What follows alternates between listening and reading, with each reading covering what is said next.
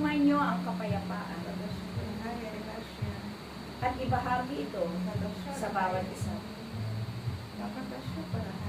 Ako ito, ang Espiritu ng Diyos, ang Espiritu na nananahan sa inyong mga puso. Ako'y naririto kasama ninyo sa lahat ng oras. Naway patuloy ninyong taglayin ang aking mga bunga upang kayo ay makasunod sa kalooban ng Diyos. Sapagkat ang nais ng Diyos sa bawat hinirang niya sa kawan na ito, naway makasunod kayo sa kanyang kalooban at patuloy na ganapin ninyo ang mga tungkulin ninyo na iniatang sa inyo ng Diyos. Sapagkat kayo ay bibiyayaan ng Diyos ng gantimpala na nagmumula sa Kanya. Mapapalad kayong tinawag sa Kanyang kawan, sapagkat ang Kanyang kapangyarihan ay ipinagkaloob na sa bawat isa sa inyo.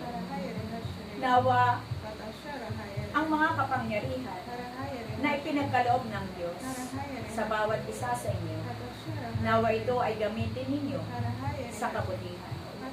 Gamitin ninyo sa inyong kapwa, sapagkat ang mga kapangyarihan na iyan ay ibinigay ng Diyos sa bawat isa sa inyo.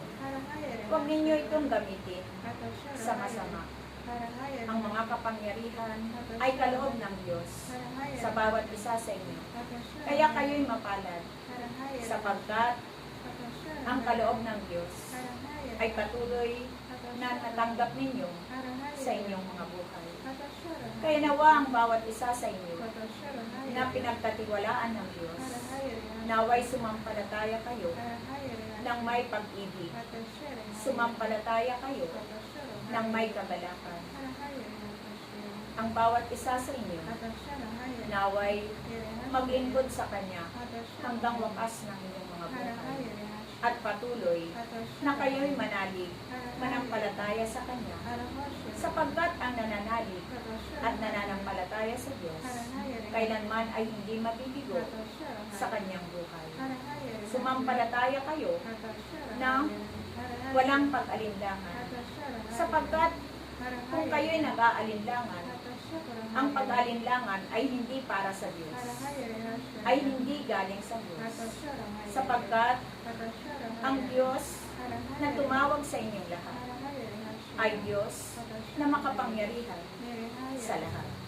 Kaya nawa ang bawat kaloob ng Diyos na inyong tatanggap sa inyong mga buhay, ito ay isabuhay ninyo at patuloy na gamitin sa mabuti. Salamat sa inyong lahat, sapagkat kayo na mga tinawag ng Diyos ay patuloy na kayo'y puno ng kagalakan, puno kayo ng kababaan ng loob, at patuloy na nananatili sa pagsunod sa kalooban ng Diyos. At patuloy kayong nananatili sa pag-ibig ng Diyos.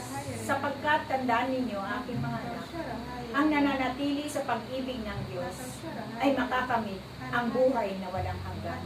Salamat sa inyong lahat.